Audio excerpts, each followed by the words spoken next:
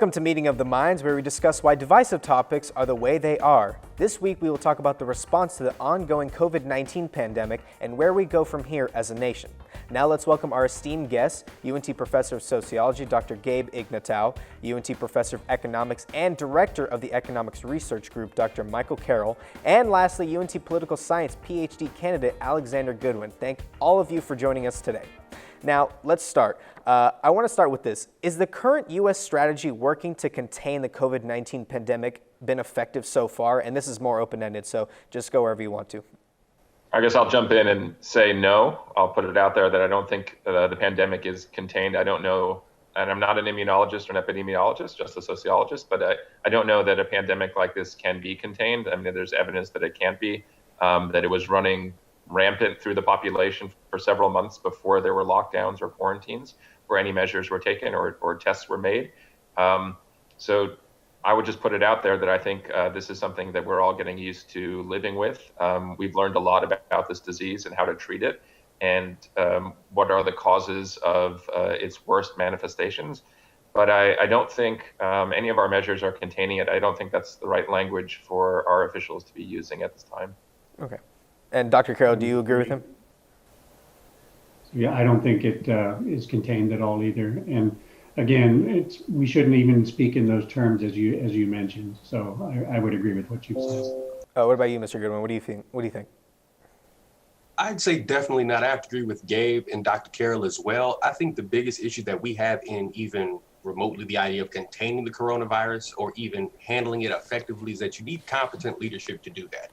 And when you have leadership from the top down, from the White House and his entire cabinet and an entire party treating this as if this is not that big of a deal, as if this is the common flu, as if, only a handful of people catch this, when in fact 200,000 people have died, when we reduce people to mere fractions. And it's really, I would say, when you reduce people to fractions and you treat people as if they're disposable, it creates the environment that we've had with people not treating this with the level of seriousness and the level of temerity that it deserves.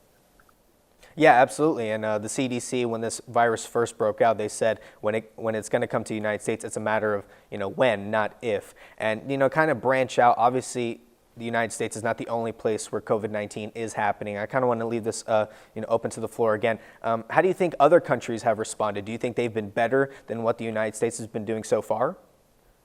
Well, I would just note that different countries are so different in terms of demographics, population, age differences, population health, things like that. And of course, their political systems are different, geography and many other factors. So I certainly see in the United States different political factions taking examples from other countries and using them for their own purposes. But I think from a scholarly perspective, we should certainly learn from what other countries are doing. And at least we should be aware of the range of options that, quarantines and lockdowns have been tried in different places. We should look at whether those have been effective and try to be as objective as possible. Look at the use of masks, look at population health and other factors. I hope in a less partisan way over the long term. And Dr. Carroll, from an economic perspective, how do you think the rest of the world has been handling this COVID-19 pandemic? I think Europe did a pretty good job at the very beginning when they did a lot of lockdowns and such at the very beginning. I think they were probably getting on top of their economic situation much quicker than we have. I think in South Korea and some of the other countries as well, and New Zealand as well, they've done a really good job with getting the economy back up. The last thing we need is to have to do a second lockdown. I mean, that is simply just going to add more turmoil and more uncertainty, and markets don't react too well to uncertainty. Yeah, and Mr. Goodwin, I want to talk to you about political perspective. Obviously, when a pandemic like this happens, you need political leaders to step up, like presidents and all that. Do you think political leaders have, done the right thing by bringing up as much as possible? Do you like their response and how they've been handling this to try and, bring their people together? Specifically here in the United States, do you feel the president has done a good job of that? In a word, no. Like I said, just a bit earlier, he's done his absolute best to minimize the impact and the scope of this. And because of that, there are, like I said, people are not taking it as seriously, and they treat this virus as if it is a minor inconvenience and not the worldwide pandemic that's killed more than 500,000 people worldwide that it is. And it's also, I would say, politically, the reason why I think this country has had such an issue going into lockdown and staying there is that in other countries, there is not this broad range and there's this inherent expectations that they can do whatever they want and that the government has no say in what they can do. And in America, the idea, one of the biggest ideas that this country is built upon is individual agency.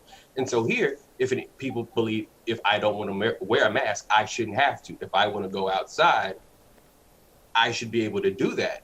And in America, people are not willing to be slightly inconvenienced for the greater good of the entire country. Professor Goodwin, I want to talk. Professor Ignatow, I want to talk to you again about sociology perspective. You know, he was talking about masks and how much that's had an impact on people. How much has quarantine really been an impact for people so far? Oh, I mean, I think there's mounting evidence that is having a major psychological impact on children. It's affecting children's development. I think it's rending the social fabric. I mean, that's a metaphor, but I think it's something where people can handle not having normal life, the normal experiences of life for some period of time. But at some point, psychologically and sociologically, in terms of our relationships with our family members and friends, people seeing their loved ones, their grandparents and things like that, I think it's incredibly damaging. I don't know who in society has the incentive and the resources to study the damages caused by lockdowns. It's a difficult thing to study. It's difficult to get government grants to do that, but from at least my sociological perspective, I think it's going to be damaging for many years down the road. And I hope we minimize them. And does anyone else have anything to add to that? No? All right, sounds good. Coming up, we will discuss the reaction and the role of the media coverage of COVID-19 and how it has shaped the pandemic. That's next.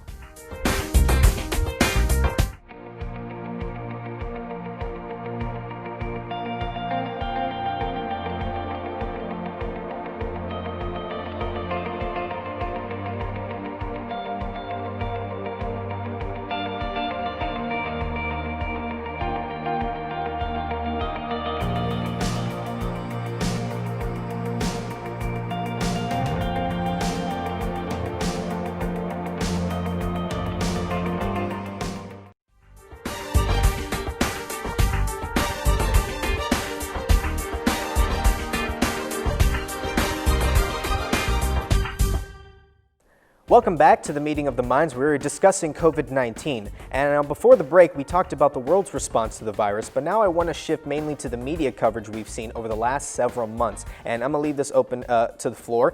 Do you feel the media coverage of COVID-19 has impacted the perception of the disease by the public? And Mr. Goodwin, actually, I'm going to start with you. How do you feel the media has been covering this so far? I believe so. Different depending on your political inclination, and your political inclination should not impact the news that you watch, but it clearly does with Fox News or MSNBC or CNN or CBS. And depending on what you watch, in my estimation, it depends on how seriously certain people are taking this. And in addition to that, since the rise, you can say Trump from 2015 on, and the rise of the terms such as fake news, there's been less trust in the media as well. And so now, with the internet, you can go on the internet and find whatever quote unquote facts you'd like to find to support whatever conclusion that you're looking for. And that's a huge problem. I don't think I need to go any further there, but it also underscores the fact that in my estimation, I have to ask the question to other people, when did we start disputing what scientists said? When did that start? Because it used to be, let's listen to the experts, and because they know what they're doing, but now it's gone to the experts don't know what they're talking about. This is a liberal bias. And so now an expert's opinion has now been discarded. And Mr. Goodwin, real quick, I want to, kind of follow up on that question. You were talking about fake news and all that. Specifically, I know a lot of people criticize CNN and Fox News. Can you talk about how differing their coverage has been of this pandemic and how that's overall affected morale of the people? Okay, so I believe Fox News has tried to treat this as if it's not that big of a deal. It's not that big of a deal. It's only killing old people. Young people can't really catch it. We should be able to go back outside and resume our regular lives. We want to play football in the whole 9 yards. It's been much more of trying to get back to normal, and that everybody by and large is going to be okay. And if we have to crack a couple eggs to make an omelet and the cracked eggs are dead people, then so be it. It's much more of a callous take on things, while CNN is thinking of things, people who, the programmers and the people who produce shows on CNN are thinking of this like, hey, this is a global pandemic. This has killed a whole lot of people here. And that this is still out here. This hasn't gone anywhere. That this still needs to be treated and taken very seriously. Okay, and I kind of want to expand again, and I'm going to leave this up, and I'm going to talk to you, Dr. Ignatow. Obviously, a lot of things have been going on specifically for fake news have been conspiracy theories. There's a lot of stuff in the mainstream media that's been talked about, like, should we gurgle bleach? Can you get it from Chinese food? all that stuff. So how do you think that's affected, the seriousness of the pandemic being taken? Well, I have a little bit of a different point of view. I think some skepticism about mainstream media is warranted by the public. I think the mainstream media has changed, certainly since the advent of the internet, with the rise of clickbait and the ability to measure the impacts of media items and get immediate feedback. So I think the clickbait phenomenon is rampant in the media. I think the media has always been sensationalist, and it is again now. So the media profits in a way that doesn't necessarily benefit, or the incentives aren't lined up for the media to profit from the right things. They profit from chaos and from controversy, and it's been that way for a long time. But I think it's more so than ever. With regard to sort of the dichotomous thinking of you have conspiracy theories on the one side versus let's listen to the scientists on the other. I would just point out that scientists disagree with each other, even within their own fields. That's the nature of scientific research. If you get 3 immunologists in a room, they'll probably disagree on a great number of things. So the same is for epidemiologists or economists or sociologists or anyone or government scientists. And then there are differences between the sciences. So, the media is going to choose to follow the scientists that work for them. And we're all that way. And that is a very complicated world. I wish it were as simple as let's listen to the scientists and then let them make decisions for us. But the scientists don't agree with each other all the time. In fact, they rarely do. Yeah, and I want to follow up with you on that. Sensationalism has been, hand in hand with fake news the entire time. And you were talking about clickbait, social media, finding all this stuff. Can you kind of expand on that? And you were talking about how scientists, believe different things and how news networks only want to have the scientists that agree with them. What do you think overall, your reaction to the sensationalism of the pandemic and how much it's affected the seriousness of it? Oh, I think it's increased it. It's interpretive on my part, but I don't think that logic and reason, makes it through into the mainstream media very much. It's presented that way, but I don't think that's right. I don't think we've seen scientific debates. I don't think we've seen in mainstream media a wide range of scientific points of view. There's a distrust among our public elites, our governmental elites, and public health bureaucrats of the general public. So things are presented in a very simplified way. We have very crude measures put in place. I think there's a real contrast there with other countries, such as Sweden, where there seems to be greater trust between the government and the public. But no, I think that the coronavirus has passed over all these countries. More or less, the virus has been more or less the same everywhere, but it's revealed sort of differences in the media, differences in government policy, differences in the structures of society, and sometimes it's not very becoming for some countries. And I think for the United States, I don't think the media has performed well, but they've performed well from a business perspective. I think they're doing well. Yeah, and in terms of business perspective, Dr. Carroll, at the start of this, people were debating whether masks were good or not, and obviously masks are a huge part of now. How much has, the coronavirus and how the media has been covering this, how much has it affected the economy? I think quite a bit. You have a lot of businesses that are doing well, the direct delivery, like the Amazons and some of the Home Depots and Lowe's and all the other things that you can do while you're at home. I think they're doing quite well relative to other industries. But we took an enormous hit, and the economy was actually starting to come down in December. We were beginning to taper off, and then the official recession hit in February. That's when they dated it. So we didn't lock down until March. So we were already kind of poised to slide a little bit. And I think the media and the very short sound bites, that have become the way that media and people get their news, just doesn't allow for any sort of content transfer. You're talking about 2 or 3 minutes of a segment, and and away you go. And the people who are interested in one side will go off and search their web, because I think it's a very good point that was made earlier, is that people are now going to social media and some other areas for their news and reinforcing what they want to see. So it's had a big effect on the economy, without question. All right, and we'll be sure to break that down in our next break. But when we come back, we are going to expand on the economic impacts of the pandemic and talk about the long-term impact on the U.S. as a society. That's next. What is creativity? The ability to probe into something you don't know, to answer questions previously not answered. And resist the temptation to say what everybody else has said. Using the different mediums, combining the different mediums. It's taking what we have and reassembling it and using it in a different manner. Describes what free people do. It has something to do with dreaming. It's actually what life's all about.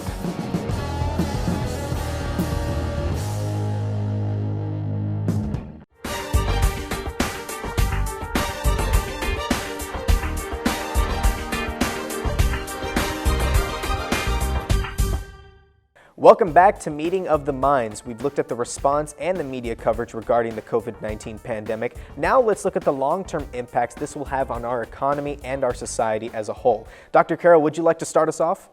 Sure. I think it will have a significant impact. I saw where the chairman of the Fed yesterday said that their informal questionnaire that they did was very optimistic in the fact that it showed that we may start a decent recovery by 2023.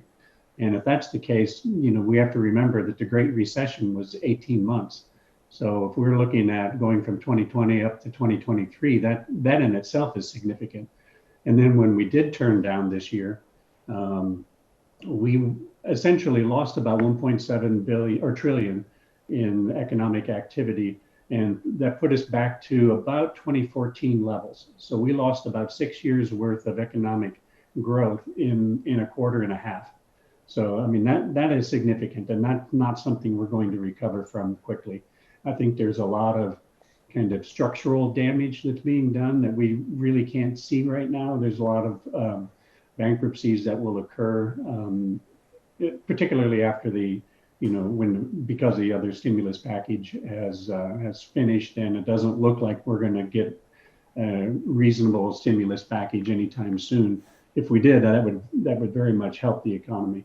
But for the most part, I think it's going to be long term, and we're not going to recover that quickly. I mean, I think 2023 might even be optimistic. Okay, and obviously it's had a big hit on us. It's like you said, it's going to be a long while before we're even able to recover from this, if we ever do. And Mr. Goodwin, I want to go over to you. How is this pandemic and how much the economic has taken a hit? How much has that affected politicians' longevity, especially with an election coming up? That's a quite interesting question. I think so. Most of the political science research will tell you that when the economy goes good, the president or any other lawmakers, they benefit in terms of election and re-election.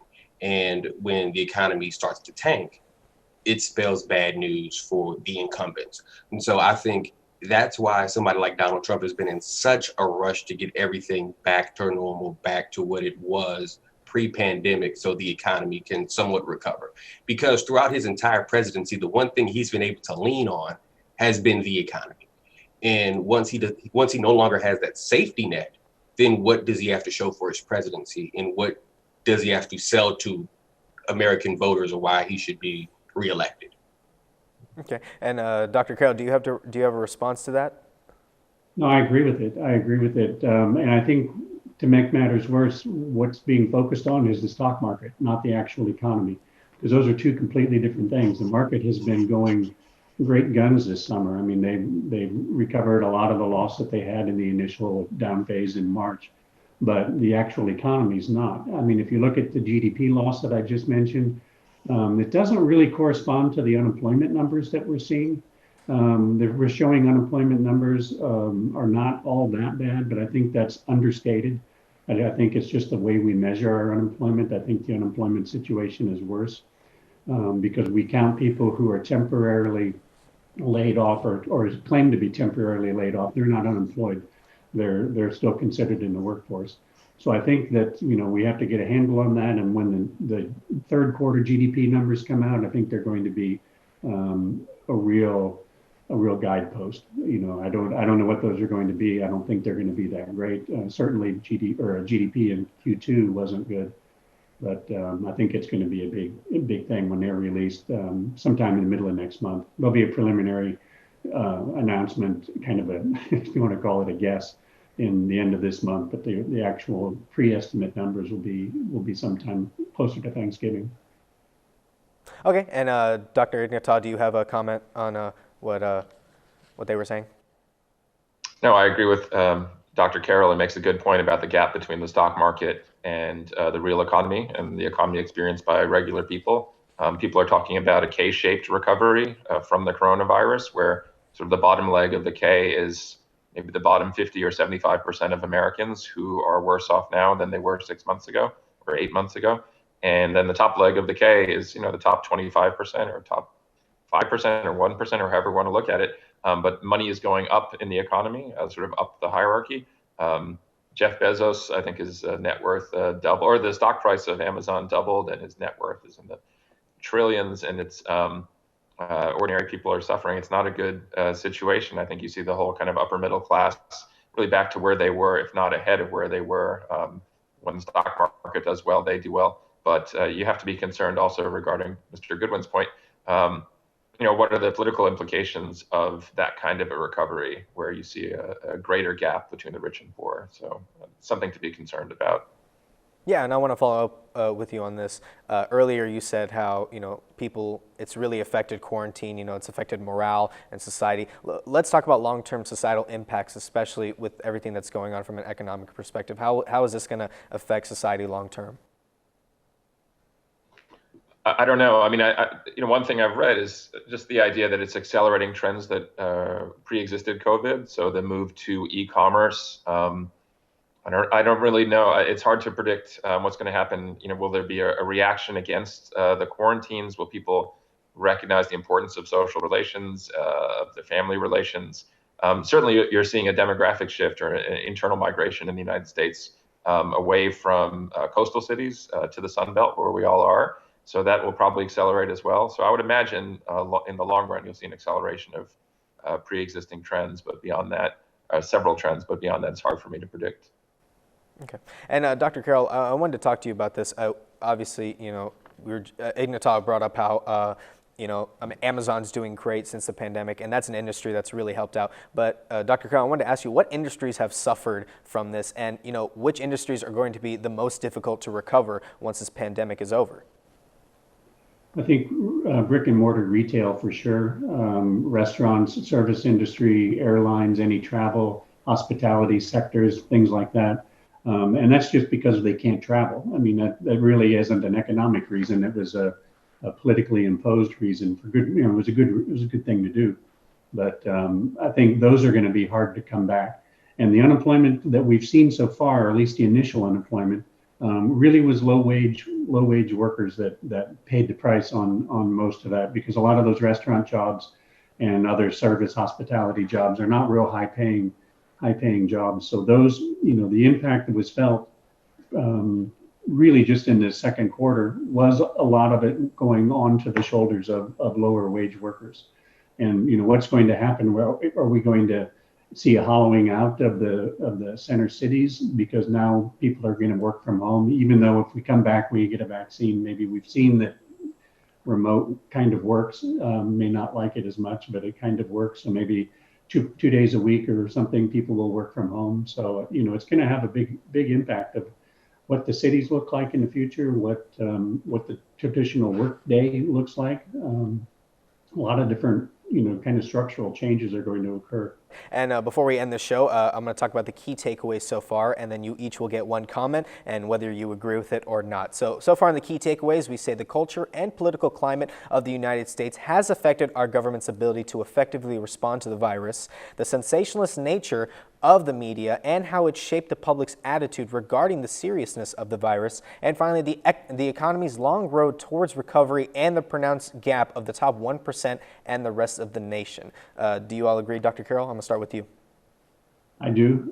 I think that the media coverage has been an issue. I do think that a lot of that feeds into consumer expectations. So that's actually going to drive how the economy does on the consumer side, maybe on the business side in terms of investment. But I certainly do agree with what you've recapped. Okay. Dr. Natal, what about you? I agree with your 3 points. I would just take issue with the third one. I think it kind of lets too many people off the hook to just talk about the top 1%. I think it's really a gap. The most important gap is the one between the college educated and non-college educated. College educated people are doing well. They're doing better than before, or nearly as well as before. I think we should all be concerned about the non-college educated and thinking creatively about ways to improve their lot. And do you want to add on to that, Mr. Goodwin?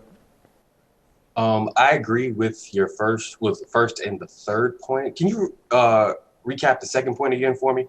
The second point was the sensationalist nature of the media and how it has shaped the public's attitude regarding the seriousness of the virus. Well, absolutely. I would definitely agree with that. If it's a shame that we have partisan media in that there isn't just, I hate the partisan media. So I would definitely agree with you on that.